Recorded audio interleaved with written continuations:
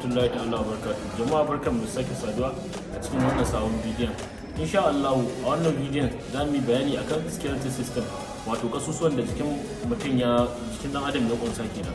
A jikinmu yayin da aka haifi sabon jariri muna da kasusuwa guda 300, yayin da kuma mutum yana girma sai kasusuwan suke koma guda 206. Za mu ga wayannan kasusuwan wanda za mu yi muku bayani, sannan za mu faɗa muku wato guda kowanne kashi wani bangare guda nawa ya kunsa. Wannan shi ake kira da skeletal system, wato kasusuwan da jikinmu gaba ɗaya kunsa. A wannan kasusuwan za mu fara da sama kenan, wato shine kai.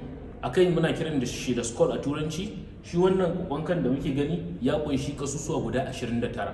Sannan idan muka zo wuya, wanda muke kiran shi da cervical vertebrate a turance kenan, shi kuma ya kunshi kasusuwa guda 7. Sannan muna da kashin kwala kenan, wannan wanda muka sani idan muka taba ta zamu ji ta. Muna da kashin kwala guda 2, ɗaya a dama ɗaya a hagu. Sannan idan muka zo kirji, a kirji nan muna da kasusuwa guda 12 wanda su ne suka haɗu suka samar da kirjinmu. Sannan idan muka zo kashin dantse, muna da kashin dantse guda 1. Sannan idan muka zo kuma nan forearm kenan, wato nan ɗin hannu, muna da kasusuwa guda 2, muna da radius, muna da ulna. Sannan idan muka zo nan kashin kuma tafin hannu, a wannan kasusuwan tafin hannu muna da kasusuwa guda 27 wanda su ne suka haɗu suka samar da wannan kashin hannun. Sannan idan muka zo kuma gadon baya, wato baya kenan, a kashin gadon baya muna kiran shi da thoracic vertebrate. Shi wannan kashin bayan shi kuma muna da guda 12. Wannan kashin bayan shine wanda ribs ɗinka ya haɗu ya samar da ribs ɗinka ya haɗu, wato ya samar da wato matsayi kenan a wannan kashin bayan kenan.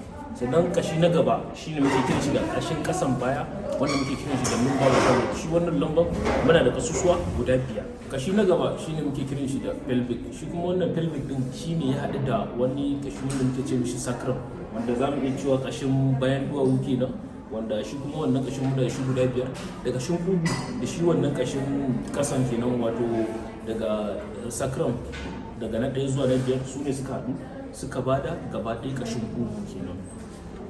Sannan idan muka zo ƙasa kuma, wato kashin cinya, muna da kashin da muke kira femur. Shi wannan femur shine kashin da ya fi kowane kashi tsayi gaba ɗaya a jikin mu da kuma kwari. Sannan kashi na gaba shine muke kiran shi da patella.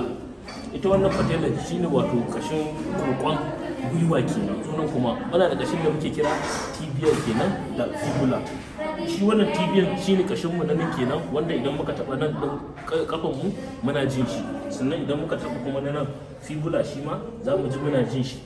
Wato akwai idan sawu, wani dan kullutu daga nan barin wannan shi fibula shine ya samar da wannan kullutun nan.